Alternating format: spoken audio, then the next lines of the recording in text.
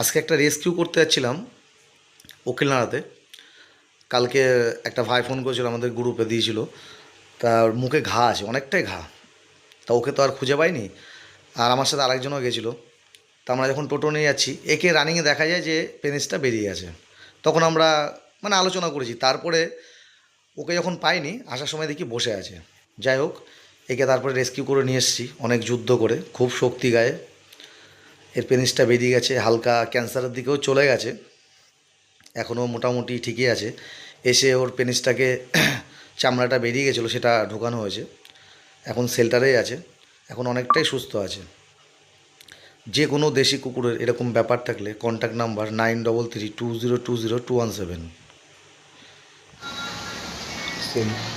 কিন্তু কেমন দিতে হবে? ভিতরে আছে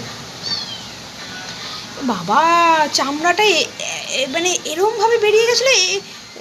এটা তো যথেষ্ট বড় চামড়া। ভাগ্যিস চোখে পড়লো, দেখলি? ভাগ্যিস চোখে পড়লি, বুঝলি? এবার একটুখানি হাড্ডি খাবে, হাড্ডি খেয়ে বাড়ি যাবে। না না, অ্যারেস্ট হোক। না, কদিন থাকবে? 15 দিন থাকবে এখন। অ্যারেস্ট।